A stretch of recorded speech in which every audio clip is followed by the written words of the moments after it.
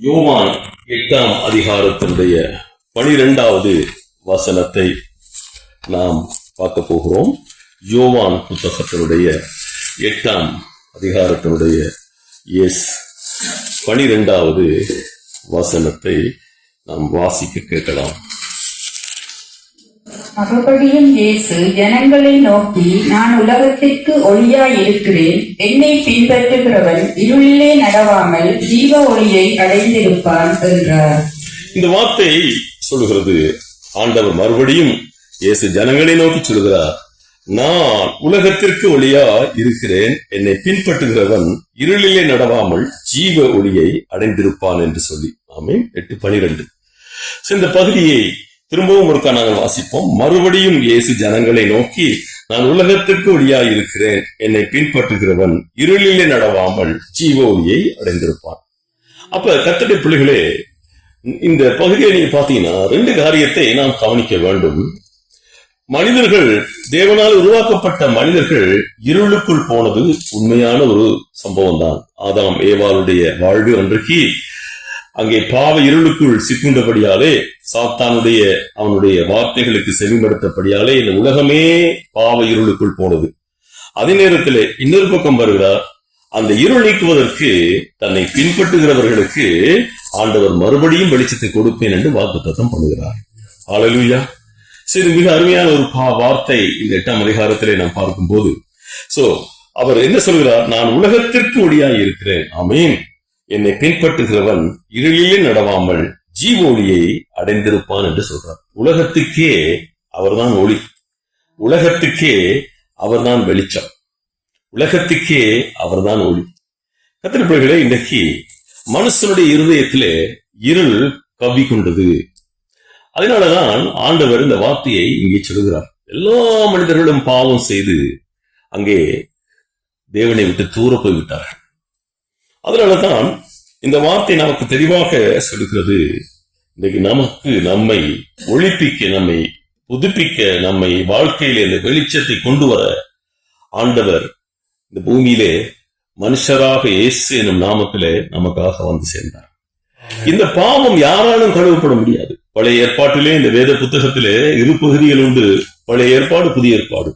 இந்த பழைய ஏற்பாட்டிலே மிருகங்களை பழித்தார்கள், பறவைகளை கொண்டு பழித்தார்கள் அவர்களுடைய திராணிக்கத்தக்கதாக. ஆனால் அந்த இரத்தம் அன்றாடம் அவர்களை தேவனுக்கு முன்பாக ஒரு மன்னிப்பையும் கிருபையும் கொடுத்ததோடைய முற்று முழுதுமாக அவர்களுடைய பாவங்கள் நீக்கப்படவில்லை. அந்த முற்று முழுதுமாக எப்பொழுது இந்த மனுஷனுடைய பாவம் நீக்கியது என்று சொன்னால், ஆண்டவர் இயேசு கிறிஸ்து, அதாவது தேவன் படைத்தவர் இந்த பூமியிலே வந்து நம்ம எல்லாருடைய பாவத்துக்காக தன்னையே அவர் பலியானார். இது வேதத்தை நீங்க உற்று கவனிச்சு பாத்தீங்கன்னா அவருடைய அன்பு எவ்வளவு பெருசாக இருக்கிறது. அதைதான் அகாப்பே என்று நாம் சொல்லுகிறோம் கிரேக்க பதத்துல. அப்ப தேவனுடைய அன்பு ஜீவனை கொடுத்து நம்மை மீட்க அவர் வந்தார். இதை யார் இன்றைக்கு உணர்கிறார்கள்? இதை இன்றைக்கு எத்தனை பேர் உணர்கிறார்கள்? அவரோ தன்னுடைய பாவத்துக்காக, தான் செய்த பாவத்துக்காக அடிபட்டு நொறுக்கப்பட்டார் என்று எண்ணினார்கள். ஏசாயா 53 நாங்க பார்க்கிறோம்.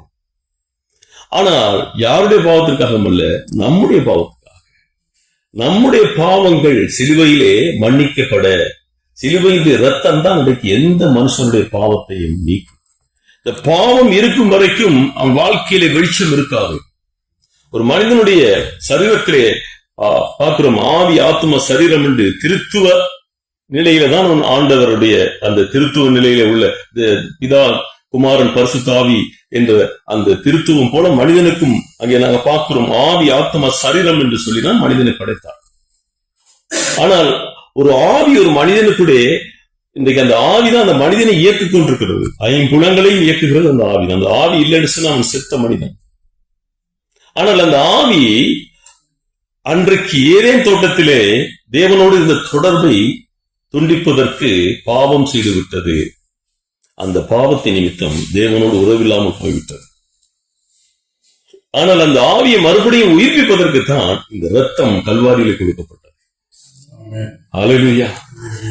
இதை நினைச்சு பார்த்தா சாதாரணமாக நமக்கு இது இவ்வளவு பெரிய அன்பு, இப்படி ஒரு அன்பு, இதை எப்படி நாம வர்ணிக்கிறது, எப்படி நாங்க மற்றவர்களுக்கு சொல்லுகிறது. ஆனா நாம் இருதயத்திலே அதை உணர்ந்தவர்களாக இருந்தால் நாமும் இந்த வெளிச்சத்தை பெற்று மற்றவர்களையும் இருளில் இருந்த வெளிச்சத்துக்கு நாம் கொண்டு வருவோம். இருள் வாழ்க்கையிலிருந்து அவர்களை வெளிச்சத்துக்கு நாம் கொண்டு வந்து விடுவோம். ஹல்லேலூயா. அதனாலே தேவனுடைய பிள்ளைகளே, இன்றைக்கு கிறிஸ்து இல்லாதவனுடைய வாழ்க்கையிலே இருள் இருக்கிறது. அவனுடைய ஆவி இயக்கம் இல்லாமல் போய்விட்டது. தேவனோடு தொடர்பு துண்டிக்கப்பட்டு போய்விட்டது. அதனால அவன் மனம் போன போக்கில் அவன் வாழ தொடங்கிட்டான். அவன் ஆத்துமா மண்ணை நோக்கி கொண்டிருக்கிறது என்று நாங்க வேதத்திலே 119 சங்கீதம் 25 வசனத்துல பார்க்கிறோம். அதனால கர்த்தருடைய பிள்ளைகளே, மண்ணோடு ஒட்டி கொண்டிருக்கிற அந்த ஆத்துமாவை அவருடைய அந்த ஜீவன், அவருடைய அந்த கிருபாதார படி, அவருடைய ரத்தம் நம்மை ரட்சித்தது. இன்னும் சொல்ல போனால், ஆதியிலே தேவனுடைய வாயிலிருந்து அந்த வார்த்தை தான் அந்த இயேசு கிறிஸ்து. தேவனும் வார்த்தையும் ஒன்றாயிருக்கிறார்கள். அந்த வார்த்தை தான் இந்த பூமியிலே மாம்சமாகி நம் எல்லாருடைய இருதயங்களிலும் அவர் வந்து, ஆமீன், கிருபையினாலும் சத்தியத்தினாலும் நமக்குள்ளே வாசம் பண்ணினார். ஆமீன். இந்த சத்தியத்தை நீங்க உணர்ந்து கொண்டீங்கன்னா உங்களோட வாழ்க்கையில மகா பெரிய ஒரு வெளிச்சத்தை நீங்க பார்ப்பீங்க. மறுபடியும் பிறந்த வாழ்க்கைக்குள்ளே ஒரு மனுஷன் வருகிறான். மறுபடியும் அவன் என்ன செய்கிறான்? உணர்வடைந்த தேவனோடு அவன் உறவாடி கொள்கிறான். அதனாலதான் ஆண்டவர் இங்க என்ன சொல்றாரு சொன்னா, இயேசு ஜனங்களிடம் சொல்றார், நான் உலகத்திற்கு ஒளியா இருக்கிறேன், என்னை பின்பற்றுகிறவன் இருளிலே நடவாமல் ஜீவ ஒளியை அடைந்திருப்பான் என்றார். ஆனா அடுத்த வசனம் சொல்லுகிறது, அப்பொழுது பரிசேயர் அவரை நோக்கி, உன்னை குறித்து நீயே சாட்சி கொடுக்கிறார், உன்னுடைய சாட்சி உண்மையானதல்ல என்றார்கள். இந்த மத தலைவர்களுக்குத்தான் இதை ஆண்டவர் புரிய பண்ணுகிறார். யூத மத தலைவர்கள் கேட்கிற யூத மக்கள் கூட விசுவாசிக்கிறார்கள் இந்த 8ஆம் அதிகாரத்துல. ஆனா மத தலைவர்கள் அதை ஏற்றுக்கொள்ளவில்லை. அதை அவர்கள் நம்புறது கிடையாது.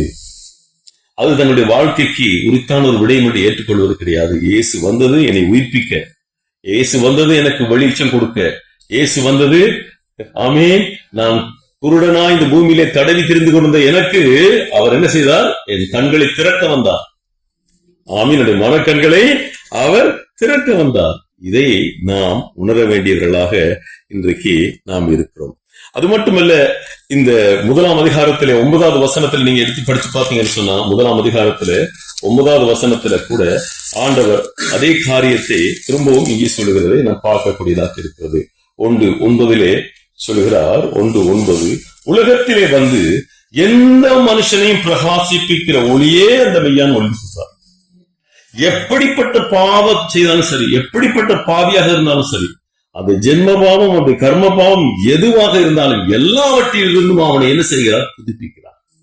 இதற்கு நாம் செய்ய வேண்டிய காரியம் என்னென்றால், நாம் நம்முடைய இருதயத்தை ஆண்டவருக்கு கொடுக்க வேண்டும்.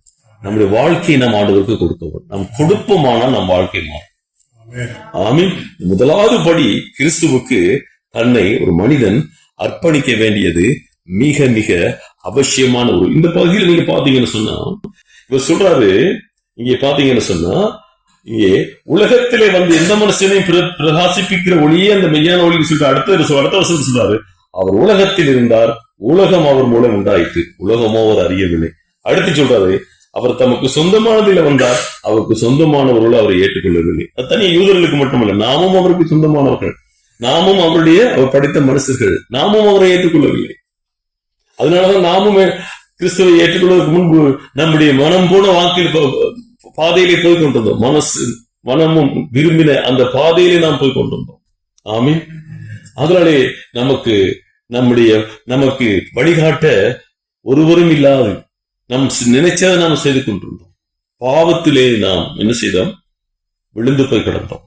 அந்த உளையான சேட்டிலே கிடந்த எங்களுக்கு கல்வாரியிலே சிந்தின ரத்தம் தான் எங்களுக்கு நமக்கு பெரிதான ஒரு கிருபையை கொண்டு வந்தது, நாம் ரட்சிப்படைவதற்கு. ஹல்லேலூயா.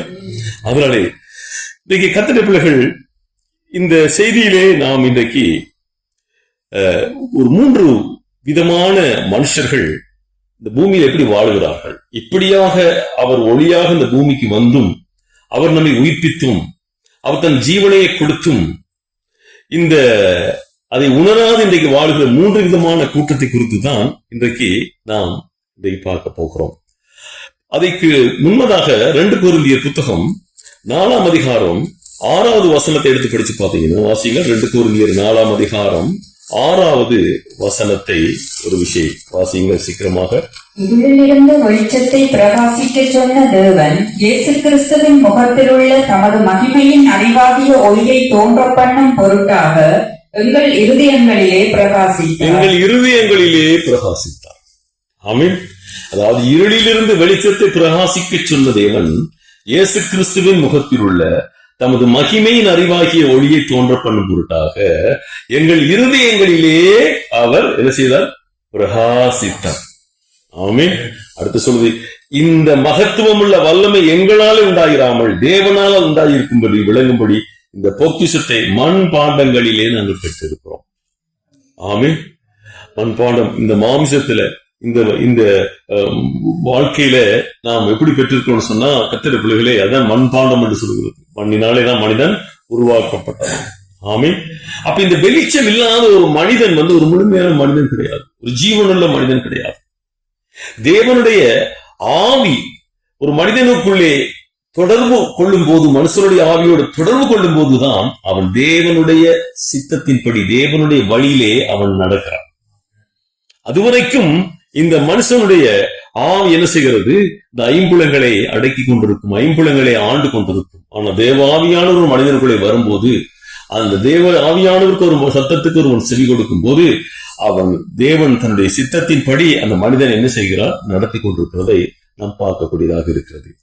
ஹல்லேலூயா. அதனுடைய தேவனுடைய பிள்ளைகளே, இந்த ரகசியத்தை இன்றைக்கு நாம் அநேகர் உணராமல் இருக்கிறோம். அது உணராமல் இருக்கிறபடியால தான் நாம் இன்னும் என்ன செய்கிறோம்? நாம் இருட்டுக்குள்ளேயே நாங்கள் வாழ்ந்து கொண்டிருக்கிறோம், இருட்டுக்குள்ளேயே தான் நாங்கள் வாழ்கிறோம். அதனால்தான் இயேசுவை பின்பற்றுகிறவர்கள் பாவ இருளிலிருந்து விடுதலை அடைவார்கள் என்பதில் இந்த வார்த்தை தெளிவாக நமக்கு சொல்கிறது. அவருடைய அந்த சிலுவை மரணத்தின் மூலமாக, அவர் தந்த பரிசுத்த ஆவியின் மூலமாக ஒரு மனிதன் அதை உணர்ந்து பாவ மன்னிப்பை பெற்று அந்த பரிசுத்த ஆவியை பெற்றுக் கொள்ளும் போது அவன் அங்கே தேவனுடைய வழியிலே நடக்கிறதை நாம் பார்க்கக்கூடியதாக இருக்கிறது. அது மட்டுமல்ல, இயேசு கிறிஸ்துவை பின்பற்ற ஜீவ ஒளியை கொடுப்பாராம், ஜீவ ஒளியை கொடுப்பாராம். ஆமீன். ஜீவ ஒளியை தேவன் கொடுப்பார். நித்திய வாழ்க்கை, நித்திய ஜீவனை அவன் நமக்கு கொடுக்கிறான். நித்திய ஜீவனை அவன் ஒருபோதும் ஆண்டவர் அவன் தூர போக மாட்டான். இந்த வெளிச்சத்தை பெற்றுக்கொண்ட மனிதன், மெய்யாகவே தேவனுக்குள் ஒப்பு கொடுத்து வாழ்கிற மனிதன் ஒரு நாளும் வெளியில போகுமா? அவன் நித்திய ஜீவனுக்கு பங்குள்ளவனாகிறான். நித்திய ஜீவனுக்கு பங்குள்ளவனாகிறதை நாம் பார்க்கக்கூடியதாக இருக்கிறது. அதனால தான் கர்த்தருடைய பிள்ளைகளே, முதலாவது நாங்கள் அவருடைய வார்த்தையிலே நாங்கள் நிலைத்திருக்க வேண்டும். அவர் சொன்ன வசனத்தை நாம் கேட்க வேண்டும். இந்த வசனம் நமக்கு சாதாரணமாக வரவில்லை. அவர் சிலுவையிலே வந்து தன்னை மரித்து தன் ஜீவனை அவர் விட்டு அவர் உயிர்த்தெழுந்து, ஹல்லேலூயா, இன்றைக்கு உங்களையும் என்னையும் என்ன செய்கிறார்? மரணத்திலிருந்து நம்மை தூக்கி எடுத்திருக்கிறார்.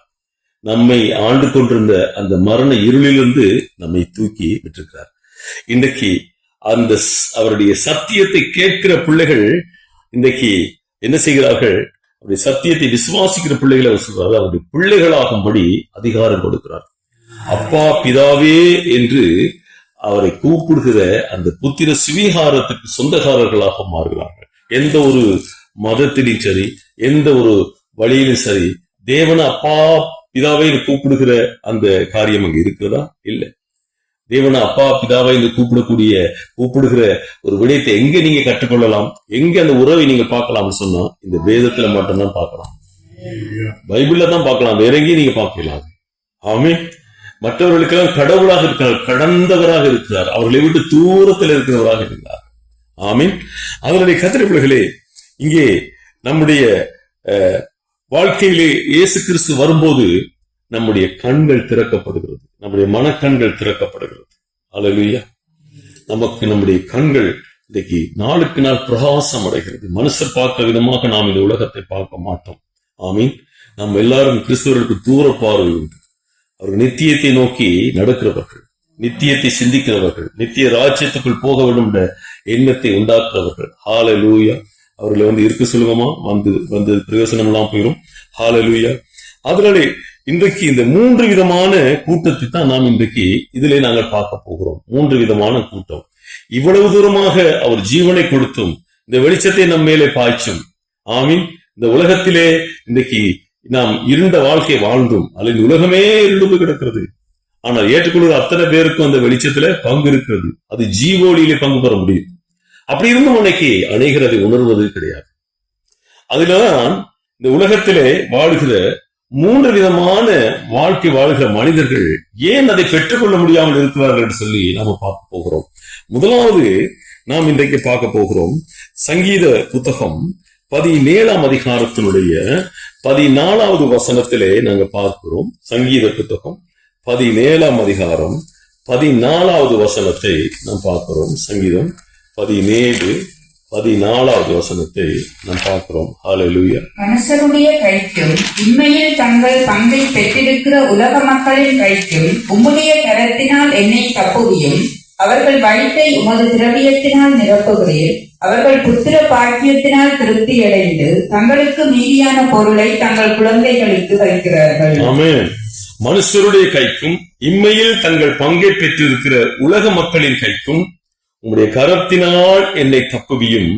அவர்கள் வயிற்றை உமது திரவியத்தினால் நிரப்புகிறீர். அவர்கள் புத்திர பாக்கியத்தினால் திருப்தி அடைந்து தங்களுக்கு மீதியான பொருளை தங்கள் குழந்தைகளுக்கு வைக்கிறார்கள். ஆனா அடுத்த வசனம் சொல்கிறது, நானோ நீதியில் உம்முடைய முகத்தை தரிசிப்பேன். நான் விழிக்கும் போது உமது சாயலால் திருப்தியாவேன். அப்ப உலகத்துல மக்கள் எப்படி வாழ்கிறார்கள்டா, இந்த இம்மைக்குரிய வாழ்க்கையை தான் வாழ்கிறார். இம்மைக்கு மட்டும், அதாவது இம்மை என்பது இப்ப வாழ்கிற இந்த பிரபஞ்சத்து வாழ்க்கை, இந்த வாழ்க்கைக்கு மட்டும்தான் தங்களை ஒப்புக் கொடுக்கிறார்கள். ஆமென். இந்த வாழ்க்கைக்கு மட்டும்தான் தங்களை ஒப்புக் கொடுக்கிறார்கள். இந்த வாழ்க்கையோடு ஒரு தொடர்புடையவர்களாகத்தான் அவர்கள் இருக்கிறதை நாம் பார்க்கக்கூடியதாக இருக்கிறது. நீங்கள் 1 கொரிந்தியர் 15ஆம் அதிகாரத்தை எடுத்துக்கொண்டீங்க சொன்னா, 1 கொரிந்தியர் புத்தகம் 15ஆம் அதிகாரத்தில கூட நீங்கள் படிச்சு பார்த்தீங்கன்னு சொன்னா 19வது வசனத்திலே தெளிவாக சொல்லப்பட்டிருக்கிறது. பாருங்கள், 1 கொரிந்தியர் 15ஆம் அதிகாரத்தினுடைய 19வது வசனத்தை சீக்கிரமாக நாங்கள் படிப்போம். இம்மைக்காக மாத்திரமல்ல, நாம் கிறிஸ்துவின் மேல் நம்பிக்கை உள்ளவர்களாய் இருந்தால் எல்லா மனுஷரை பார்க்கிலும் பரிதவிக்கப்படத்தக்கவர்களாய் இருப்போம். எல்லா மனுஷரை பார்க்கிலும் இந்த இம்மைக்குரிய வாழ்க்கை வாழ்ந்தா. ஆமென். இன்னைக்கு நம்ம பார்க்கிற அநேகர் உலகத்துல வாழ்கிற மக்கள் என்ன செய்கிறார்கள் சொன்னா, ஏதோ நமக்கென்று சொல்லி ஒரு மார்க்கம், நம் தாய் தகப்பன் நமக்கு காட்டின அந்த வழி, ஒரு மதம், அதற்குள்ளே நம்மளே இருந்தா காணும். பலர் கோவிலுக்கு என்று போவார்கள், ஆலயங்கள் என்று சொல்லி ஆலயங்களுக்கு போகிறவர்கள் இருக்கிறார்கள். நீ சர்ச் என்று சொல்லப்படுகிறதும் ஆலயம் தான், ஆலயத்துக்கு போகிறார்கள். சர்ச் என்று சொல்லப்படுகிறது ஆலயம் என்று சொன்னா அதனுடைய அர்த்தம் என்று சொன்னா, மனிதன் தன்னுடைய சரீரம் தான் அவனுக்கு ஆலயம். ஆமீன். மனிதன் தன்னுடைய சரீரத்துலதான் அந்த ஆலயம், அது ஆலயத்துலதான் ஆண்டவர் வந்து வாசம் பண்ணுகிறார். அதனாலதான் வேதம் சொல்வது, ஒருவன் தன் ஆலயத்தை கெடுத்தால் நான் அவனை கெடுப்பேன் என்று சொல்றாரு. அப்ப ஆவியானவர் வேற எங்கேயும் வாசம் பண்றதுல, ஆலயத்துல. சர்ச் என்பது கட்டிடத்தை குறிக்கிறது அல்ல, நாம் கூடி வருகிற இடம், சேர்ந்து வருகிற இடம். அந்த சேர்ந்து வருகிற அந்த இடத்துக்கு தான் நாம் ஒன்று சேர்ந்து நாம் அந்த இடத்துல கூடி வருகிறோமே, அதுதான் சபை. இந்த கட்டிடம் அல்ல, இந்த கூரை அல்ல, சுற்றி இருக்கிற சுவர்கள் அல்ல. சபை என்பது நாம் கூடியிருக்கிற மக்கள் தான் ஒரு சர்ச். ஆமீன். அதுதான் நாம விளங்கிக் கொள்ள வேண்டும். ஆனா இன்றைக்கு அநேகர் என்ன செய்யறாங்க சொன்னா, இன்றைக்கு கிறிஸ்தவம் என்று சொல்லும் போது, கிறிஸ்தவத்திலே இன்றைக்கு மத பிரிவுகள் இருக்கிறது. கிறிஸ்தவம் என்று சொல்லும் போது அதிலே மத பிரிவுகள் இருக்கிறது. கிறிஸ்து என்பது யாரு? கிறிஸ்து என்பது அபிஷேகிக்கிறவர், நம்மை அபிஷேகிக்க வந்தவர். இயேசு பாவங்களை மன்னிக்கிறவர். அவர் பாவத்தை மன்னித்து நம்ம என்ன செய்கிறார்? அவருடைய ஆவியினுடைய அபிஷேகத்தை நமக்குள்ள தருகிறார். அல்லேலூயா.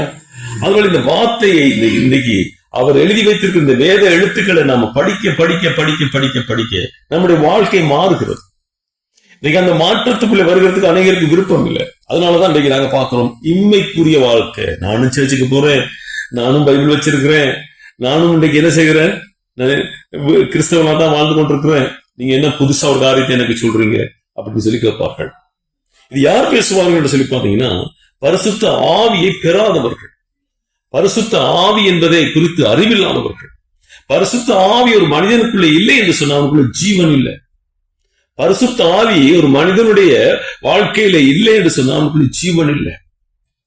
அவன் சுயமாக என்ன செய்கிறான்? தன்னுடைய மனுஷ ஆவியிலே நடத்தப்படுகிறான். பரிசுத்த ஆவி இல்லைன்னு சொன்னா இஸ் a dead person. அவன் மரித்த ஒரு மனிதன். பரிசுத்த ஆவி அந்த மனிதனுடைய ஆவியோடு இணையும் போதுதான் வாழ்க்கை மாறுகிறது. என்றைக்கு ஒரு மனிதன் பரிசுத்த ஆவியானுடைய சத்தத்தை கேட்கிறானோ, பரிசுத்த ஆவியானுடைய சத்தத்துக்கு செவி கொடுக்கிறானோ, அன்றைக்கு தான் அவனுடைய வாழ்க்கையினுடைய வெற்றிப்படி தொடங்குகிறது. அதுல இன்னைக்கு இன்மைக்குரிய வாழ்க்கை வாழ்ந்து அதுல என்ன பிரயோசனம் இருக்கு? இன்னைக்கு நம்ம ஒருவேளை நம்ம ஒரு பெயர் கிறிஸ்தவர்களா இருந்தாலும் இன்னைக்கு அதிகமாக இந்த பூமிக்குரிய காரியத்தை தான் நம்ம செய்து கொண்டிருப்போம். பூமிக்குரிய பாரம்பரிய கட்டுக்குள்ளே நாம் ஆகப்பட்டிருப்போம். பாரம்பரிய கிறிஸ்தவர் என்று சொல்வார்கள், பெயர் கிறிஸ்தவர் என்று சொல்வார்கள். ஆமீன், அல்லேலூயா. அதனால சத்தியம் என்ன சொல்கிறது? சத்தியத்தை அறிவீர்கள், சத்தியம் உங்களை விடுதலையாகும். அல்லேலூயா. சத்தியத்தை அறிவீர்கள், சத்தியம் உங்களை விடுதலையாக்கும். சத்தியம் உங்களை விடுதலையாக்குமா? இல்ல, சத்தியத்தை அறிஞ்சாதான் சத்தியம் உங்களை விடுதலையாக்கும். அல்லேலூயா. நான் சொன்னது எத்தனை பேருக்கு புரியுது? சத்தியம் உங்களை விடுதலையாக்காது, சத்தியத்தை அறியணும். ஆமீன். சத்தியத்தை அறியணும். வேத புத்தகத்தை எடுத்து அப்படியே தலையில வச்சு படுத்து கொண்டுதான் நமக்கு சுகம்பரம் சொல்ற எத்தனை பேர் இருக்கு? ஆமா, வேத புத்தகத்துல தலையில வச்சு படுத்து தலையிடி போகும், வருத்தம் போகும் சொல்லி சொல்றவங்க நாங்க இருக்காங்க. அறியாத காலத்துல ஏதோ ஆண்டவர் அதை மன்னிச்சு விட்டுருப்பாரு. அது அல்ல. ஒரு மனிதனுடைய உள்ளான மனுஷன் மாற வேண்டும். உள்ளான மனுஷனுடைய பலம் வர வேண்டும். அதுதான் அந்த சத்தியத்தை நாம் அறிய அறிய அறிய அறிய அறிய ஒரு மனிதனுக்குள்ளே புது பலம் உண்டாகும். அப்படி இல்லைன்னு சொன்னா நாம் கிறிஸ்தவர்களாக வாழ முடியாது. கர்த்தருடைய பிள்ளைகளே, நாம் இந்த இடத்துல இவ்வளவு சந்தோஷமா கூடி வர்றதுக்கு என்ன காரணம் என்று சொன்னா, நாம் இதற்கு முன்பு வாழ்ந்த வாழ்க்கை நமக்கு ஒரு பெரிய ஒரு என்ன சொல்வது, ஒரு சலிப்பையும் வெறுப்பையும் வேதனையும் கொடுத்திருக்கு. கடந்த கால வாழ்க்கை நாம நினைத்து பார்த்தோம்னு சொன்னா, நமக்கு நாம் செய்த பாவங்கள், நம் நடந்த பாதைகள், நம்முடைய வாழ்க்கையில செய்த கர்மங்கள், இவைகள் எல்லாத்தையும் நினைச்சு பார்க்கும் போது நமக்கு மிகுந்த அருவருப்பாக இருக்கிறது அல்லவா? யோசிச்சு பாருங்க. ஆனா கிறிஸ்துவுக்குள்ள வந்த பின்பு, அவருடைய அன்பு நமக்குள்ள கிடைச்ச பின்பு, அந்த அன்பினாலே நிரப்பப்பட்ட ஒரு மனிதன் இன்னைக்கு அவனுக்குள்ள வருகிற வளர்ச்சி, மாற்றங்கள் எல்லாமே வித்தியாசமாக இருக்கிறது. நாம் பெற்றிருக்கிற சமாதானம், நாம் பெற்றிருக்கிற நிறைவு. அல்லேலூயா. ஒரு மனிதன் கிறிஸ்துவுக்குள்ள வந்துட்டாங்க, பரிபூர்ணப்பட்டுட்டான் நான் சொல்லல. இந்த பூமியிலே அவன் வாழ்வதற்குரிய சகல தகமைகளும் தகுதிகளையும் அந்த கிருபை நமக்கு கொடுக்கிறது. அல்லேலூயா. நமக்கு சமாதானம் இருக்கிறது. துன்பங்கள், பாடுகள், கஷ்டங்கள், அதற்கு மத்தியிலே நாங்க என்ன செய்கிறோம்? கிறிஸ்துவுக்குள்ள வாழ்கிறோம், வார்த்தையில நாங்க வாழ்கிறோம். இப்ப இன்மைக்குரிய வாழ்க்கை என்பது நம்முடைய வாழ்க்கையில கர்த்தருடைய பிள்ளைகளே, அது மிகுந்த ஒரு வேதனையை கொடுத்து விடும். கிறிஸ்துவ எனக்கு தெரியும், கிறிஸ்துவ அறிந்திருக்கிறேன்னு சொல்லி உலகத்துல வாழ்றோம். அந்த வாழ்க்கை கிறிஸ்துவ உங்களுக்கு தெரியுமா? கிறிஸ்டியானிட்டியில எத்தனை மத பிரிவுகள் இருக்குன்னு சொல்லி, எத்தனையோ விதமான மத பிரிவுகள் அதில் இருக்கிறது. அவைகளை இன்றைக்கு பார்க்கிற மக்கள் என்ன செய்கிறார்கள்? நாம உண்மையான சத்தியத்தை சொல்லும் போது அவர்கள் ஏற்றுக்கொள்ள கஷ்டப்படுகிறார்கள். அது ஏற்றுக்கொள்ள விருப்பம் இல்லை. ஆமீன். இன்னைக்கு வெளியில நாங்க வெள்ளைய மட்டும் உடுத்திட்டு வந்துட்டாப்புல நாங்க கிறிஸ்தவர்கள் என்று காட்டுகிற ஒரு கூட்டம் அல்ல பிள்ளைகளே. இன்னைக்கு வெள்ளை உடுத்துறது தவறுன்னு நான் சொல்லவில்லை, அது நல்லது. வெள்ளை உடுத்தி ஆலயத்துக்கு போறது நான் தப்புன்னு நான் சொல்லல. ஆனா உள்ளம் வெள்ளையா இருக்க வேண்டியது அவசியம். உள்ளான மனிதன் வெள்ளையா இருக்க வேண்டும். உள்ளான மனிதனிலே பரிசுத்தம் இருக்க வேண்டும். அல்லேலூயா. உள்ளான மனிதனிலே ஜீவன் இருக்க வேண்டும். அது இல்லாமல் இன்னைக்கு ஏராளமான பேர். யோவான் 6ஆம் அதிகாரத்தை நீங்க பாத்தீங்கன்னா ஒரு பெரிய கூட்டம் என்ன செய்கிறது? கிறிஸ்துவை என்ன செய்கிறார்கள்? பின்பற்ற திரும்ப அவருக்கு பின்னால் ஓடிக்கொண்டே இருக்கிறார்கள். 6ஆம் அதிகாரத்துல நீங்க எடுத்து படிச்சு பாத்தீங்கன்னா 26வது வசனத்தை சொல்றாரு, நீங்கள் அப்பத்தை பெற்றுக் கொண்டதாலே அப்பம் உங்களுக்கு கிடைத்தபடியால் தான் என்ன திரும்பவும் தேடி வர்றீங்க, என்ன பின்பற்றுறீங்கன்னு சொல்லி. அப்பத்துக்காக பின்பற்றுகிற ஒரு கூட்டம், அப்பத்துக்காக. இப்படி அந்த 6ஆம் அதிகாரம் 26வது வசனத்துல இவைகள் எல்லாத்தையும் நீங்கள் பார்க்கக்கூடியதாக இருக்கிறது. ஹல்லேலூயா. அதில் தேவ பிள்ளைகளே, இன்றைக்கு நாம் ரட்சிக்கப்பட்டுட்டோம் சொன்னா நமக்கு குடும்பத்துல எவ்வளவு பிரச்சனை இருக்கு. ஒரு ரட்சிக்கப்படாத குடும்பத்திலிருந்து ஒருவன் ரட்சிக்கப்பட்டுட்டா அந்த குடும்பம் ரட்சிப்பை படிப்படியாக பெற்றுக்கொண்டு அவர் வருவார்கள். ஆனால் அந்த காலத்திலே அவர்கள் படுகிற பாடு கொஞ்சம் நெஞ்சமல்ல. என்ன புதுசா ஒன்றை கண்டுபிடிச்சிட்ட, என்ன ஒரு அதிசயமானதை கண்டுபிடிச்சிட்ட, நீ என்ன, நாங்க இவ்வளவு நாள் நல்லா தானே இருந்தோம், இவ்வளவு நாள் இந்த உலகத்துல நல்ல வாழ்க்கை தானே வாழ்ந்தோம். ஆமா, உங்களுக்கு நல்ல சுகபோக வாழ்க்கை இருந்தது, உங்களுக்கு சரீரத்துக்கு உணவு இருந்தது, உங்களுக்கு ஆடை இருந்தது, உங்களுக்கு எல்லாம் இருந்தது. ஆனா உள்ளத்தில ரட்சிப்பு இல்லையே, உள்ளான மனுஷனுடைய ரட்சிப்பு இல்லையே. அதனாலே தேவ ஜனமே, இந்த உள்ளான மனிதனுக்குள்ளே வளர்ச்சி வரும்போதுதான் ஆண்டவரோடு உங்களுக்கு உறவு இருக்குங்கிற அர்த்தம். அந்த உள்ளான மனிதனுக்குள்ளே படிப்படியா ஒரு வளர்ச்சி. இந்த வேத வசனத்தை நீங்கள் மனதார ஏற்றுக்கொண்டு உணர்வடைந்து நீங்கள் அதுல வாழ பழகிட்டீங்கன்னு சொன்னா, உள்ளான மனிதனிலே உங்களுக்கு ஒரு புது பலம் உண்டாகும், புதிய வளர்ச்சி. ஆண்டவர் சொல்றார், நான் உலகம் தராத சமாதானத்தை உனக்கு தருவேன். அல்லேலூயா. உன் கரத்தை பிடித்து நான் நடத்துவேன், உன் உள்ளங்கையிலே நான் வரைந்திருக்கிறேன், உன்னை கண்மணி போல நான் காப்பேன். ஆமீன். உன்னை தொடுகிறவள் என் கண்ணின் மணியை தொடுகிறான்னு சொல்லி அந்த நெருக்கமான உறவுக்குள்ளே நாம் போகிறோம். நம்ம அவ்வளவுக்கு தேவனுக்கு பாசமுள்ள பிள்ளைகள், அவ்வளவுக்கு நாம் அவருக்கு செல்ல பிள்ளையாக வாழ முடியும். முதலாவது அவர் கேட்கிறதா, என் வசனத்தை நீ ஏற்றுக்கொள். ஆமீன். அப்ப இன்மைக்குரிய வாழ்க்கை இன்றைக்கு வாழுகிற கூட்டங்களை நாம் நிறைய பார்க்கிறோம். நீங்க உதாரணமாக மத்தேயு 12ஆம் அதிகாரத்துக்கு வந்தீங்கன்னு சொன்னா, அதுல 46 50வது வசனம் வரைக்கும் உள்ள அந்த பகுதியே ஒரு சீக்கிரம் வாசிங்க பார்ப்போம். மத்தேயு 12ஆம் அதிகாரம் 46வது வசனத்திலிருந்து 50வது வசனம் வரைக்கும். இப்படி அவர் ஜனங்களோடே பேசுகையில் அவருடைய தாயாரும் சகோதரரும் அவரிடத்தில் பேச வேண்டுமென்று வெளியே நின்றார்கள். அப்பொழுது ஒருவன் அவரை நோக்கி, உம்முடைய தாயாரும் உம்முடைய சகோதரரும் உம்மோடே பேச வேண்டுமென்று வெளியே நிற்கிறார்கள் என்றான். தம்மிடத்தில் இப்படி சொன்னவனுக்கு அவர் பிரதியுத்தரமாக, என் தாயார் யார், என் சகோதரர் யார் என்று சொல்லி தம்முடைய கையை தமது சீசர்களுக்கு நேரே நீட்டி, இதோ என் தாயும் என் சகோதரரும் இவர்களே, பரலோகத்தில் இருக்கிற என் பிதாவின் சித்தத்தின்படி செய்கிறவன் எவனோ அவனே எனக்கு சகோதரனும் சகோதரியும் தாயுமாய் இருக்கிறான் என்றார். பாத்தீங்களா, ஆண்டவர் அந்த பெற்ற தாய்க்கு சொல்ற காரியத்தை பாத்தீங்களா? மரியாதை ஆண்டவர் ஒரு பாத்திரமா பயன்படுத்தினார் இயேசு கிறிஸ்து இந்த பூமியிலே மனுஷனாக அவதரிப்பதற்கு. அவர் பரிசுத்த ஆவியினாலே அங்கே கருவுற்று இந்த பூமிக்கு மனுஷனாக காட்சி கொடுத்தார். ஆனா இங்க என்ன சொல்றாரு, ஒரு கூட்டத்துல சீசரோட நிற்கும் போது இவரை தேடி கொண்டு வர்றாங்க. இவர் எப்ப பார்த்தாலும் பாத்தீங்கன்னு சொன்னா பிதாவை குறித்து பேசிக்கொண்டே இருப்பார், ஜனங்களோடு நிற்பார், சுவிசேஷம் சொல்லிக் கொண்டு நிற்பார். அவர்களுக்கு வழியை, அவர்கள் போகிற வழியை அவர் சுட்டி காட்டி, அவர் நான் ஏன் இந்த பூமிக்கு வந்தேன் என்று சொல்லி அவர் பேசிக்கொண்டே இருப்பார். எங்கேயும் பாத்தீங்கன்னா கூட்டத்தின் மத்தியில் தான் இருப்பார். ஆமீன். அப்ப அந்த சூழ்நிலையில இப்ப என்ன சொல்றாரு, ஒருவர் வந்து யாரோ சொல்றாங்க, இதோ உங்களுடைய தாயும் சகோதரர் வந்திருக்கிறாங்க. அவர் சொல்ற, என் தாய் யார், என் சகோதரர் யார்? பாத்தீங்களா, அவர்களை பார்த்து சொல்றாரு, என் பிதாவின் சித்தம் செய்கிறவர்களே என் தாயும் தகப்பன் சொல்றாரு. பாத்தீங்களா, என் பிதாவின் சித்தம் செய்கிறவர்.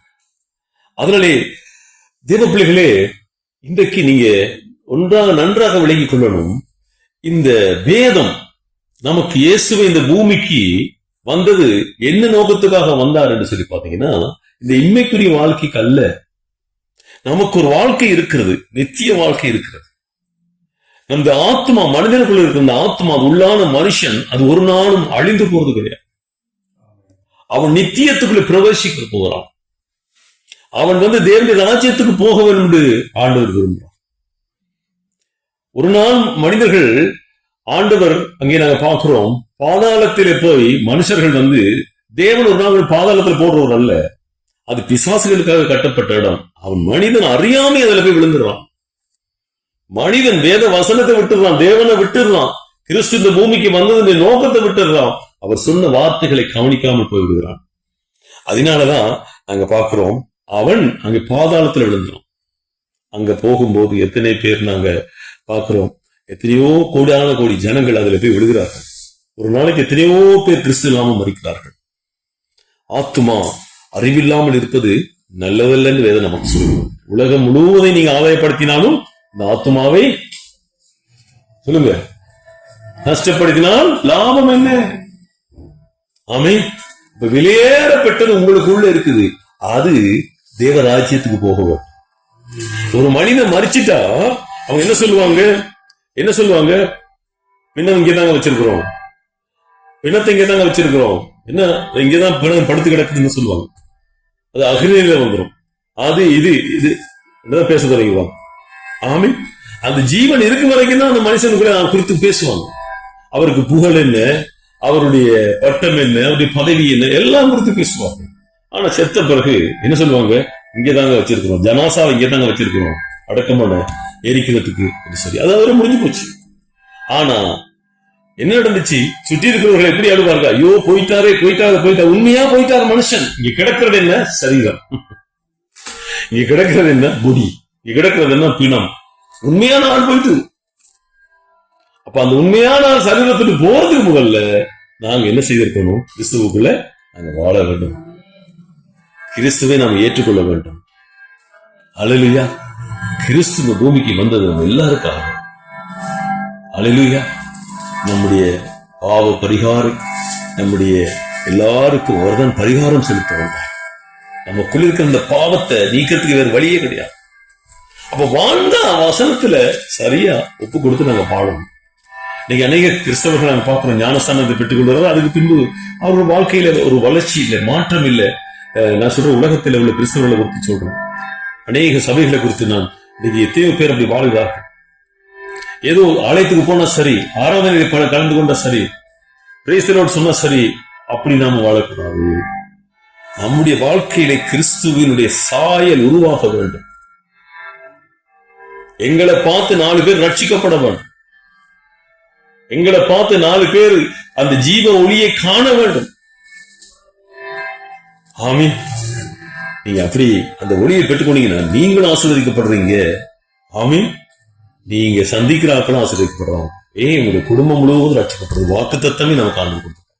ஒருவன் கர்த்தராகிய இயேசு விசுவாசித்தால் அவன் வீட்டால் ரட்சிக்கப்படுவான். ரட்சிப்பு என்பது உங்களுக்கு ரொம்ப முக்கியம். அதனால முதலில் நான் சொன்னேன், நீங்க ரட்சிக்கப்பட்டு கிறிஸ்துவுக்குள்ள நீங்க வாழ்ந்தீங்கன்னு சொன்னா கிறிஸ்து உங்களை நடத்துவார். கிறிஸ்து உங்கள் தேவையை சந்திப்பார். நீங்க சின்னதா தான் எதிர்பார்ப்பீங்க. ஆனா கிறிஸ்துவுக்குள்ள வந்த பிள்ளைகளுக்கு ஆசீர்வாதம், அளவில்லாத ஆசீர்வாதம். ஆமீன். முதல் மறுமையை நாங்க சிந்திக்கணும், நித்தியத்தை நாங்க சிந்திக்கணும். இந்த உலகத்தில் எல்லாத்தையும் தேவன் தேவை எது எல்லாத்தையும் கொடுப்பார். அது உங்களுக்கு என்னென்ன தேவை அவருக்கு தெரியும், அதை உங்களுக்கு தருவார். ஹல்லேலூயா. அதனால கர்த்தருடைய பிள்ளைகளே, இன்னைக்கு நீங்கள் 1 கொரிந்தியர் 15ஆம் அதிகாரம் 19 நாங்க பார்க்கிறோம். இன்னைக்கு மாத்திரம் நாங்கள் கிறிஸ்துவை ஏற்றுக்கொண்டால் நம்ம மாதிரி பரிதவிக்கப்பட்ட ஜனம் யாருமே கிடையாது. ஆமீன். இந்த லைஃபுக்காக, இந்த உலகத்திலே இப்ப வாழ்கிற இந்த வாழ்க்கைக்கு மாத்திரம் நாம வாழக்கூடாது. நாம மறுமையை நோக்கி நாம் கடந்து போகிறோம், நித்தியத்தை நோக்கி நாம் கடந்து. காலம் வருகிறது, அவருடைய 1000 வருட அரசாட்சி ஆரம்பமாக போகிறது. இந்த பூமியில கிறிஸ்து சீக்கிரமாக வெளிப்பட போறார். மத்திய ஆகாயத்துல வரப்போகிறார். அநேக மக்கள், அவருக்காக காத்திருக்கிற மக்கள் ஒரு கூட்டம் இருக்கு. ஆனா காத்திராத கூட்டம் கோடான கூடி, அறியாத கூட்டம். அதிலே நீங்க இருக்க போறீங்களா? காத்திருக்கிற கூட்டத்தில் இருக்க போறீங்களாங்கிறது நீங்க தான் முடிவு செய்ய வேண்டும். நீங்க தான் முடிவு செய்ய வேண்டும். பாருங்க, 2 வசனத்தை நான் உங்களுக்கு காண்பிக்கிறேன். 1 கொரிந்தியர் 15ஆம் அதிகாரத்துக்கு வாங்க. கொஞ்சம் சீக்கிரமா வசனத்தை எடுங்க.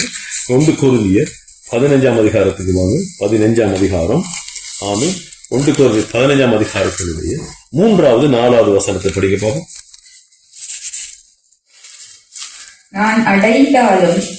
நான் அடைந்ததும் உங்களுக்கு பிரதானமாக ஒப்புவித்ததும் என்னவென்றால், கிறிஸ்துவானவர் வேத வாக்கியங்களின்படி நமது பாவங்களுக்காக மரித்து அடக்கம் பண்ணப்பட்டு வேத வாக்கியங்களின்படி 3ஆம் நாளில் உயிர்த்தெழுந்து கேபாவுக்கும் பின்பு 12 தரிசனமானார். இப்ப இந்த வசனத்தை பாத்தீங்கன்னா என்ன சொல்லுது? அந்த 15ஆம் அதிகாரத்துல சொல்லப்பட்ட அந்த வசனம், அதாவது 3வது வசனம் தெளிவாக சொல்கிறது. நான் அடைந்ததும் உங்களுக்கு பிரதானமாக ஒப்புவித்ததும் என்னவென்றால் சொல்லிட்டு, கிறிஸ்துவானவர் வேத வாக்கியப்படி நமது பாவங்களுக்காக மரித்து அடக்கம் பண்ணப்பட்டு வேத வாக்கியப்படி 3ஆம் நாளில் உயிர்த்தெழுந்து கேபாவுக்கும் பின்பு 12 தரிசனமானார். அப்ப அவர் மரித்து உயிர்த்தெழுந்தது இந்த பூமியில பாவ மன்னிப்பு கொண்டு வந்து எல்லாருக்கும் தெரியும். அறிவான அது எல்லாருக்கும் தெரியும். அறிவான எல்லாருக்கும் தெரியும். ஆனா இப்பதான் வாங்க 2 கொரிந்தியர் 5:15 என்ன சொல்லுகிறது? 5:15 பிழைத்திருக்கிறவர்கள் இனி தங்களுக்கென்று பிழைத்திராமல், கவனிங்க, தங்களுக்காக மரித்து எழுந்தவருக்கென்று பிழைத்திருக்கும்படி அவர் எல்லாருக்காகவும் மரித்தார் என்று நிதானிக்கிறோம். அப்ப நீங்க கிறிஸ்துவுக்குள்ள வந்துட்டீங்களா? கிறிஸ்துவுக்குள்ள உங்களுக்கு ஜீவன் உண்டாகிருச்சா? அப்ப எப்படி நீங்க இருக்கணும்? பிழைத்திருக்கிறவர்கள் இனி தங்களுக்கென்று பிழைத்திராமல் தங்களுக்காக மரித்து எழுந்தவருக்கு என்று பிழைத்திருக்கும்படி அவருக்காக வாழணும், அவரோடு வாழணும், அவருடைய சொற்படி வாழணும். அல்லேலூயா. பாருங்க, இந்த பெருங்காட்டு கூட அவர் சொற்படி செய்து அது துதிக்குது. ஆமென். இந்த பூமியில அவர் படைத்த இந்த சிருஷ்டிப்பெல்லாம் அவரை துதிக்குது. ஆமென். எல்லாம் அவர் அறிஞ்சிருக்குது. ஆனா மனுஷன் தான் அறியாம இருக்கான். மனுஷன் தான் அறியாம இருக்கான். மனுஷன் தான் அதை அறியாம இருக்கு. அல்லேலூயா. அதனால இந்த வேதம் என்ன சொல்லுது? நாம பிழைச்சிட்டோம், நமக்கு ஜீவன் உண்டாகிருச்சு. ஆனா இது என்ன சொல்லுது? இனி தங்களுக்கென்று பிழைக்கிறோம். நம்ம உயிரோடு இருக்கிறோமா? அப்ப இனிமே நாம என்ன செய்யணும்? உடனடியாக நாங்க எடுக்க வேண்டிய முடிவு வேண்டா. எனக்காக நான் வாழாம, என்ன சொல்லுது? எனக்காக வாழாம எனக்காக மரித்து எழுந்தவருக்கென்று நாம் பிழைத்திருக்க வேண்டும். அவர் மரித்தார் என் பாவங்களுக்காக, அதோடு என் பாவத்தை நான் நீக்கியாச்சு.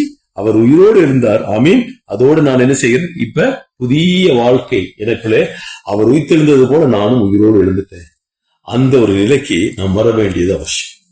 அதனால இன்மைக்குரிய வாழ்க்கை என்பது அது மிக ஆபத்தான ஒரு வாழ்க்கை. இந்த உலகத்திலே இருக்கும் போதே நாங்க ஒரு தீர்மானத்தை எடுத்துக்கொள்ளணும், கிறிஸ்துவை நாம் பூர்ணமாக ஏற்றுக்கொள்ளணும். அப்ப இன்மைக்குரிய வாழ்க்கை வாழ்கிற கிறிஸ்தவர்கள் பின்பற்றுகிற கூட்டம் இவ்வளவு இந்த ஒளி வந்தும் 8:12 யோவான்ல சொல்லப்பட்டது போல அது ஜீவ ஒளி வந்தும் அதை அறியாது உணராது இருக்கிறவர்கள் ஒரு கூட்டம் இந்த இன்மைக்குரிய வாழ்க்கை வாழ்கிறவர்கள். இரண்டாவது பாத்தீங்கன்னு சொன்னா மத்தேயு 26ஆம் அதிகாரம் 58வது வசனத்தை படிச்சு பாத்தீங்கன்னா, மத்தேயு 26ஆம் அதிகாரம் 58வது வசனத்தை நாம் வாசிப்போம். 26:58. பேதுரு தூரத்திலே அவருக்கு பின் சென்று பிரதான ஆசாரியனுடைய அரண்மனை வரைக்கும் வந்து உள்ளே பிரவேசித்து முடிவை பார்க்கும்படி சேவகரோடே உட்கார்ந்தான். பதில் அது என்ன சொல்லுது? தூரத்திலே அவரை பின்பற்றினான். He followed at a distance. தூரத்துல பின்பற்றுகிறார். கிறிஸ்துவோட நெருக்கமா இருக்க விரும்ப மாட்டாங்க. இந்த வசனத்தை நீங்க மார்க் 14:54 படிக்கலாம், லூக்கா 22:54 நீங்க படிக்கலாம். சுவிசேஷங்கள் எல்லாம் எழுதப்பட்டிருக்கிறது. அப்ப இது என்ன சொல்லப்பட்டிருக்கிறது? தூரத்துலதான் அவன் பின்பற்றினான். அவன் தூரத்துல பின்பற்றினபடியால தான் நாங்க பாக்குறோம் இங்கே அவன் மறுதளிக்கிறான். லூக்கா 22:56 நாங்க பாக்குறோம் அவர் மறுதளிக்கிறான் 3 முறை. ஆமீன். 2வது முறை 3 முறை. முதல் முறை மறுதளிக்கிறான், 2வது முறை பாக்குறோம் ஒரு பெண்ணிடத்துல மறுதளிக்கிறான். என்ன செய்யறான்? அவர் அறியவில்லையே. சத்தியம் பண்றான், பொய் சொல்றான், சத்தியம் பண்றான், சபிக்கிறான் ஆண்டவர். தூரத்திலே பின்பற்றுகிற வாழ்க்கை மிக ஆபத்தான ஒரு வாழ்க்கை பிள்ளைகளே. இதனாலதான் பேதுரு அங்கே ஆண்டவரை மறுதளிச்சான். ஆனா பிறகு நாங்க பாக்குறோம் 26, 69, 74 அது நிமித்தம் மிக வேதனைப்பட்ட மனம் கசந்து அழுகிறான். அழுது அவன் மனம் திரும்புற அந்த காரியமும் அங்கே சொல்லப்பட்டிருக்கிறதையும் நாங்க பாக்குறோம். ஆமீன். ஆனா இன்றைக்கு உலகத்திலே அநேகரை நாங்க பாக்குறோம் கிறிஸ்துவ ஒரு பொருட்டா நினைக்கிறது இல்ல, ஒரு தூரமா நாங்க வச்சுக்கொண்டோம். அவரை எப்பாவது நமக்கு நேரம் இருக்கும்போது இருக்கா சபைக்கு எட்டி பார்ப்போம். உள்ளால இது எட்டி பார்க்கிற கிறிஸ்தவர்கள். அல்லேலூயா. எப்பவாவது ஒரு கிறிஸ்துமஸ் வந்துச்சுன்னு சொன்னா அந்த கிறிஸ்துமஸ்ல வந்து நிற்பார்கள். அவங்களுக்கு குட் ஃப்ரைடே வந்துச்சுன்னா குட் ஃப்ரைடே வந்து நிற்பார்கள். ஏதோ சும்மா இப்படி வாலிப பிள்ளைகளும் என்ன செய்கிறது? பெற்றோர் செய்யற காரியத்தினால வாலிப பிள்ளைகளும் என்ன செய்கிறது? கெட்டு போகுது. இன்னைக்கு ஒரு பிள்ளை இந்த பூமியில கத்துற பிள்ளைகளே, அந்த பிள்ளை தேவ பிள்ளையாக, தேவனுக்கு பிரியமான பிள்ளையாக இந்த பூமியில அந்த பிள்ளை வளர வேண்டுமாக இருந்தா பெற்றோர் ரட்சிப்புல உறுதியா இருக்கணும். பெற்றோருக்குள்ள கிறிஸ்து இருக்கிறத பிள்ளைகள் காணும். அல்லேலூயா. பெற்றோருக்குள்ள கிறிஸ்து இருக்கிறத பிள்ளைகள் காணும். அவருடைய கட்டளை தூரமா இல்ல. நீங்க உபாகமம் 30ஆம் அதிகாரம் 11வது வசனத்தை படிச்சு பாத்தீங்கன்னா அவருடைய கட்டளை தூரமாய் இருப்பதாக நாம நினைக்கவே வேண்டாம். அது வானத்துக்கு ஏறி மேலதான் போயிட்டு நாம அது அரியணும் கொண்டு வரணும் அல்ல, சமுத்திரத்தை கடந்து போயிட்டு அது கொண்டு வரணும் அல்ல. அது உங்களுக்கு தான், உங்களுடைய இருதயத்தில் உங்களுடைய நாவில்தான் இருக்கு. நீங்க விசுவாசிச்சீங்கன்னா அதை பெற்றுக்க முடியும்.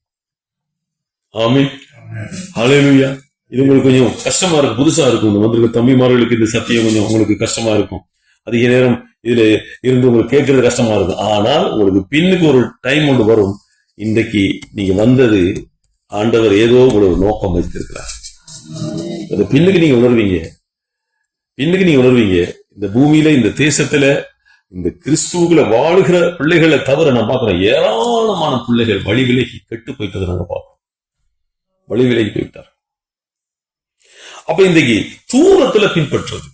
ஆனா பெற்றோர் இன்றைக்கு என்ன செய்யணும்? வாக்கு தத்தம் பண்ணியிருக்கிறார். ஆண்டவரே, என் பிள்ளைகளுக்கு நீ வாக்கு தத்தம் பண்ணியிருக்கிறேன். நான் நெருக்கமா இருக்கிறேன். திறப்பின் வாசல் ஒருவனை தேடினேன். நான் இருக்கிறேன் ஆண்டவரே. இதை நான் வந்திருக்கேன் சமூகத்துல. I love you father. உங்களோட பேச வந்திருக்கிறேன், உங்களோட செவிக்க வந்திருக்கிறேன், ஒரு வார்த்தையை நான் நேசிக்கிறேன். புரியுதா பேசுறது? நான் புரிந்து வந்திருக்கேன். அல்லேலூயா. அதுல எனக்கு வாக்குத்தத்தம் பண்ணிருக்கிறீங்க. என் குடும்பம் ரட்சிக்கப்படும் நீங்க சொல்லிருக்கிறீங்க. என் பிள்ளைகள் எல்லாம் கர்த்தருக்குள்ளே போதிக்கப்பட்டிருப்பான்னு சொல்லிருக்கிறீங்க. நானும் கர்த்தர் எனக்கு தந்த பிள்ளைகளும் சேனைகளில் கர்த்தருடைய நாமத்தில் இஸ்ரவேலில் அடையாளங்களாகவும் அற்புதங்களாகவும் இருக்கணும்னு சொல்லியிருக்கிறீங்க. என்ன சொல்றாரு? இரவோடும் பகலோடும் நாம் பண்ணிருக்கிற இந்த நியமங்கள், இந்த உடன்படிக்கை மாறுமான வார்த்தை மாறும். நீ என்ன நம்பு, நான் உனக்கு சத்தியம் பண்ணது சொல்லி செய்து கொடுப்பேன். உனக்கு ப்ராமிஸ் பண்ணதை, உனக்கு கொடுத்த வாக்கு தத்தத்தை உனக்கு நான் தருவேன். நம்மளே இன்னைக்கு தூரத்தில் அடிப்போம் தான் நம்முடைய நிலை என்ன? நம்மளே தூரத்துல பின்பற்றுவோம்னு சொன்னா நம்ம எப்படி வாக்கு தத்தத்துக்கு சொந்தக்காரராக முடியும்? நம்ம குடும்பம் எப்படி ஆசீர்வதிக்கப்படும்? ஆமீன். ஹல்லேலூயா. அதனால கர்த்தரின் பிள்ளைகளே, நாங்க விளங்கிக் கொள்ள வேண்டும், நாம ஆண்டவருடைய கட்டளை தூரமா இல்லை நமக்கு. பாருங்க, தேவனை விட்டு தூர போ வேதம் சொல்லுகிறது நாசம் அடைவார்கள். அப்படியே பச்சையா எழுதியிருக்கு. எங்க? சங்கீதம் 73:27. யாருக்கு தூரமா இருப்பாரு? மேட்டிமையான மண் தேவனுக்கு எங்க இருக்கிறான்? தூரமா இருக்கிறான். அப்ப அவன் தேவனுக்கு தூரமா இருக்கிறான். அதான் நாங்க பாக்குறோம். சங்கீதம் 138:6 இருக்கிறத நாங்க பாக்குறோம். ஏசாயா 23:13 நாங்க பாக்குறோம். தேவனுக்கு அவருடைய இருதயமோ தூரமாக இருக்கிறது. உதட்டில் என்ன துதிக்கிறார்கள், அவருடைய இருதயமோ தூரமா இருக்கிறது. இளைய குமாரன் என்ன செஞ்சான்? அப்பாவை விட்டு தூரம் போன பிறகு என்ன செய்யறான்? தூர தேசம் போயிட்டு என்ன செய்யறான்? அவன் என்ன செய்யறான்? அங்க போயிட்டு என்ன செய்யறான்? அப்பாவை குறிச்சு நினைக்கிறான். அப்பாவோட அருமையை குறிச்சு நினைக்கிறான். அப்பா செய்த நன்மைகளை குறிச்சு நினைக்கிறான். நான் இப்படி வந்து பண்டிகைக்கு போட்டு தவுட்டுக்கு கூட நான் இன்னைக்கு அந்த வழியிலாத நிலைக்கு நான் வந்துட்டேனே. கடைசி என்ன செய்யறான்? எல்லாத்தையும் நினைச்சு திரும்பி வருகிறான். ஒரு நாள் நான் சொல்றேன், இன்றைக்கு கூட கர்த்தருக்குள்ள நீங்க உறுதியா இல்லாதவருக்கு ஒரு நாள் நீங்கள் கண்ணீர் விட்டு நீங்க கர்த்தருக்கு வருவீங்க. கர்த்தரை அல்லாமல் தேவன் யார்? ரட்சகரை அல்லாமல் வேறு யார் நமக்கு இருக்கு? அதனாலதான் தூர பின்பற்றது. ஒரு வேதத்தை நாம சரியா படிக்கிறது இல்லை, ஜெபத்தை நாம சரியா செய்யறது இல்லை, நேரத்தை சரியா கொடுக்கிறது இல்லை. அதான் தூரமா பின்பற்றுவடைய நிலை. தூரமாய் பின்பற்றுவர்கள் அவர்கள் இப்படித்தான் இருப்பார்கள். தூரமா பின்பற்றுவர்கள் எந்த நேரத்திலும் ஒரு ஆபத்து வரும்போது தேவனை தெரியாதுன்னு சொல்லிடுவாங்க. தேவன் கிட்ட போக மாட்டாங்க. ஒரு நெருக்கம் வருது, ஒரு துன்பம் வருது, பாடுகள் வருது, அவர்கள் தேவனிடத்துல நெருங்க முடியாத அளவுக்கு இருதயம் கடினப்பட்டு போயிடும். இந்த துன்பத்தெல்லாம் யாரை பார்த்தாங்கிறது என்று தூர போய்விடுவார்கள். வரப்போற ஆபத்துகள், வரப்போற அழிவுகள் மிக மோசமாக இருக்கும். ஆமீன். இதுதான் தூரமாக பின்பற்றுகிறவர்கள். அல்லேலூயா. தூரமாக யாராவது நாம் இருப்போம்டா, இன்றைக்கு நாம் அருகிலே வருவோம், தேவனை நெருங்குவோம், தேவனிடத்திலே நாம் நெருக்கமாகவும். அல்லேலூயா. கடைசியாக ஒரு காரியத்தை சொல்லி பிடிக்கிறேன். மூன்றாவது முக்கியமான காரியத்தை சொல்லி நாம் முடிப்போம். அந்த வாசிகள் ஏசாயா 26:4 வசனம். கர்த்தரை என்றென்றைக்கும் நம்புங்கள், கர்த்தராகிய யெகோவா நித்திய கன்மலையாயிருக்கிறார். ஏசாயா 26:4. உம்மை உறுதியாய் பற்றிக்கொள்ள மனதுடையவன். 3வது வசனம். உம்மை உறுதியாய் பற்றிக்கொள்ள மனதுடையவன் உண்மையே நம்பி இருக்கிறபடியால பூரண சமாதானத்தை காத்துக்கொள்வோம். அப்படி 4வது படிங்கோ.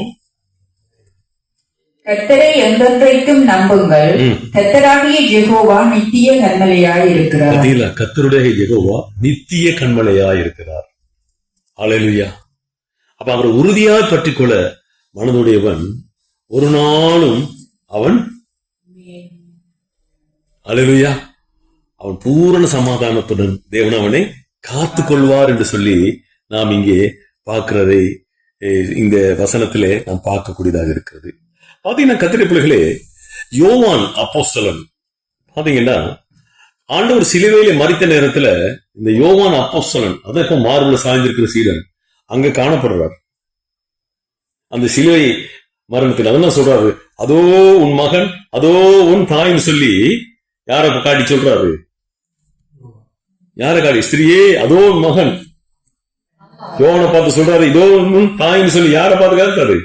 யோவானை பார்த்து தான் சொல்றாரு. அந்த நாட்களிலே சிலுவையிலே அறையப்படுகிற நேரத்துல அநேக ஆண்கள் அங்கே காணப்பட மாட்டார்கள். ஆண்களை நீங்க அங்க பார்க்க முடியாது.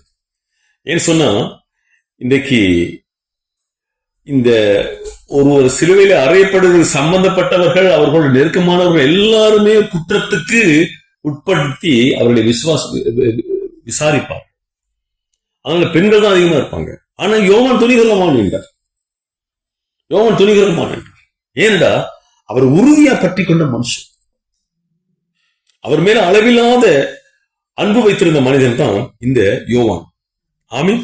அதனாலதான் யோவான் 19ஆம் அதிகாரம் 25-27 அதோ உன் தாய், அதோ உன் மகன் என்று சொல்லி 2 பேரை சேர்த்து வைக்கிறார். ஆமீன்.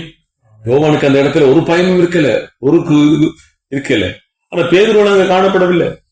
பேதுரு தேவனோடு பின்பற்றுவதை அநேகர் கண்டவர்கள்.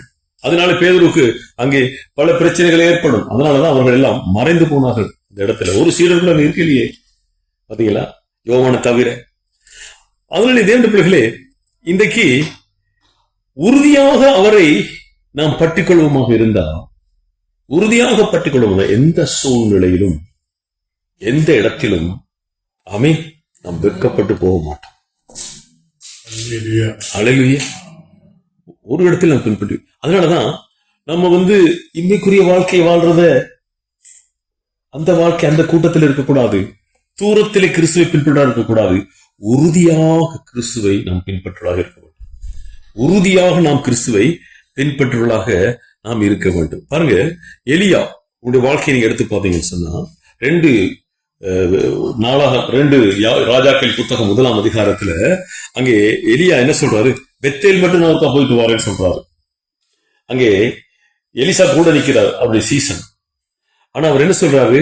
நான் உன்னை கர்த்தருடைய ஜீவனை கொண்டு சொல்கிறேன், உன்னை நான் விடுவதில்லை. நீ எங்கே போகிறீர் அங்கே நானும் வருகிறேன். அதே போலதான் அவர் என்ன செய்வாரு? எரியோவுக்கு போற நேரமும் அங்கதான் போறார். புரியுது உங்களுக்கு?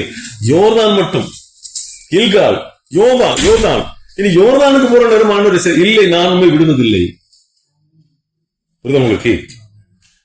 அப்ப அவர் கேட்கிறாரு, அவர்கிட்ட நீர் எடுத்துக்கொள்ளப்படும் போது, அவர் எடுத்துக்கொள்ளப்படும் எனக்கு இரட்டிப்பான அபிஷேகம் வேணுமே அப்படின்னு அதான் சொல்றாரு. அவர் எடுத்துக்கொள்ளப்படும் போது உன் கண்கள் அதை பார்க்குமானால் உனக்கு அது இரட்டிப்பாய் வாய்க்கும், அபிஷேகம் உனக்கு கிடைக்கும் சொல்றாரு. ஆமீன். இந்த சம்பவங்கள் எல்லாருக்கும் தெரியும். ஆமீன். எலியா அங்கே எடுத்துக்கொள்ளப்படும் போது அவர் சால்வை விடுகிறதையும், எலிசா அதை கைப்பற்றி கொண்டதையும், பிறகு அங்கே யோர்தானை அடித்து அவர் பிரித்து அது 2ஆக அதுக்குள்ளே நடந்து வருகிறதையும், அதுக்கு பின்பு அவருடைய வாழ்க்கையை நீங்க பாத்தீங்கன்னா அந்த எலியா மேல இருந்த அபிஷேகத்தோட இரட்டிப்பான அபிஷேகமா இருந்துச்சு.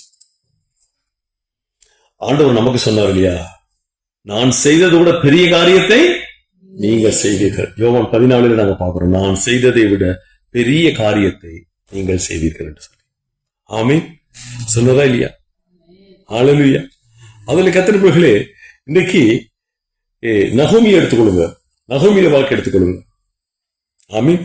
நகோமி, ரூத், ஓர்பால் இவர்களை குறித்து ரூத் புத்தகத்துல நீங்க படிச்சு பாத்தீங்கன்னா அந்த 2 மருமக்கள் மாறும் புறப்பட்டு போறதுக்கு ஆயத்தமா இருக்காங்க. அந்த நேரத்துல 2 மருமகள் சொன்னா அவர்கள் பிரிகிற நேரம். ஆனா அந்த நேரத்துல ரூத்துக்கு சொல்றா, இனி என்னிடத்துல என் வயிற்றில் ஒருவன் பிறக்க போறான், நீ எனக்கு மருமகளாக வாழ்ற. அந்த காலமெல்லாம் முடிஞ்சு போனது. அவருடைய கதையை எடுத்து பாத்தீங்கன்னா, ரூத்துல எடுத்து படிச்சு பாத்தீங்கன்னா அந்த உணர்வு தான் நமக்கு வருகிறது. ஆனா அந்த இடத்துல அந்த ஓர்பால் சொல்லுகிறாள், நான் போயிட்டு வரேன்னு சொல்லி சிம்பிளா அவர் போயிட்டார். ஆனா ரூத் என்ன செய்தார்? எங்கே போகிறீரோ அங்கே நான் வருவேன், உன்னுடைய தேவன் என்னுடைய தேவன். உங்களுக்கு அந்த உறுதியான ஒரு பின்பற்றுதல் அவருக்கு இருந்ததை நாம் பார்க்கக்கூடியதாக இருக்கிறது. அதனாலதான் அன்றைக்கு பார்க்கிறோம், அந்த சந்ததியில தான் நாங்க பார்க்கிறோம் தாவீது வருகிறார். தாவீதுடைய சந்ததியில தான் இயேசு கிறிஸ்து வந்து பிறக்கிறார். நம்ம உறுதியாய் கர்த்தரை பின்பற்ற வேண்டும். 1000 தலைமுறைகள் உன்னை நான் ஆசீர்வதிப்பேன். முழு இருதயத்தோடு, முழு ஆத்மாவோடு, முழு பலத்தோடு அவர்களை அன்பு கூர்ந்து நாம் வாழ்வோம்னு சொன்னா ஆண்டவர் நம்மை 1000 தலைமுறைகள் ஆசீர்வதிப்பார். அதாவது எண்ணற்ற தலைமுறைகள், எண்ணி முடியாத தலைமுறைகள் நம்ம ஆசீர்வதிப்பார். வாழ்ந்தா கிறிஸ்துவுக்கண்டு வாழணும், வைராக்கியமா நாங்க வாழணும், உறுதியாக வாழணும். அதுதான் நம்ம பழைய, நீ பாருங்க, லூக்கா 9ஆம் அதிகாரத்துல சீடர்களை ஆண்டவர் ஆயத்தப்படுத்தி போட்டு அவர்கள் எப்படி ஆயத்தப்படுத்துறாங்க எழுதப்பட்டிருக்கிறது. எப்படி சீடர்கள் என்ன செய்ய வேண்டும் என்று ஆயத்தப்படுத்தி அவர்களுக்கு அறிவுரை கொடுக்கிறார். எல்லாமே எழுதப்பட்டிருக்கிறது. மத்திய 28ஆம் அதிகாரத்துல நீங்க உலகமெங்கும் போய் என்ன செய்யறாரு, சீசர்கள் உருவாக்குங்க சொல்றாரு. நீங்க சுவிசேஷத்தை சொல்லுங்க, ஆமீன், ஏற்றுக்கொண்டவருடைய ஞானஸ்தானத்தை கொடுங்க ஆண்டவர் சொல்றாரா இல்லையா? அதன்படிதான் அந்த சீசர்கள் வாழ்ந்தார்கள். அப்ப சீசத்துவம் என்ன சொல்கிறது? யோவான் 8ஆம் அதிகாரம் 31-32 அவர் என்ன சொல்றாரு, என்னுடைய உபதேசத்திலே நீங்கள் நிலைத்திருந்தா என்னுடைய சீசர்களாய். ஆமென். அப்ப நம்ம இன்னைக்கு அந்த சீசத்துவம் நமக்குள்ள இருக்கிறதா? அந்த சீசர்களா நாம் இருக்கிறோமா? அந்த குருவுக்கு நாம் சீசரா இருக்கிறோமா? ஆண்டவருடைய பிள்ளைகளா நாம வெளிப்படுறோமா? உறுதியா நாம் அவருக்குள்ள இருந்தா அது என்ன நினைச்சு பாருங்க. அந்த கல்வாரியில நமக்கு கொடுத்த அந்த கிரயத்தை பாருங்க, அவர் கொடுத்த அந்த ஜீவனை பாருங்க, நம்மை மீட்கெடுப்பதற்காக அவர் தொங்கின நேரத்தை எண்ணி பாருங்க, அவர் பட்ட பாடுகளை எண்ணி பாருங்க. அது கல்வாரியில மட்டும் இல்ல, பூமியில பிறந்த நாளிலே இருந்து அவருக்கு பாடுகள் இருந்துதான். ஏன் உங்களையும் என்னையும் தேவராஜ்யத்தின் புத்திரராக மாற்றுவதற்கு, போய் சேருவதற்கு, நித்தியத்தை நாம் பெறுவதற்கு. ஆமீன். இன்னைக்கு உங்களை பார்த்து கேட்கிறேன், இம்மைக்கு மாத்திரம் வாழுகிற கூட்டமா இருக்கிறீங்களா? ஆமீன். தூரத்துல பின்பற்றுறீங்களா? இல்ல உறுதியா பின்பற்றுகிற கூட்டத்துல நீங்க இருக்கிறீங்களா? நீங்க எந்த கூட்டத்தில் நீங்க இருக்கிறீங்க? அதுதான் இன்னைக்கு உங்களுக்கு முன் வைக்கிற நான் கேள்வி. இந்த கேள்வியோடு நாங்கள் எழுந்திருப்போம். இந்த கேள்வியோடு நாங்கள் எழுந்திருந்து நாங்கள் செபிச்சு முடிப்போம். ஹல்லேலூயா. ஹரிஸ். ஆமென்.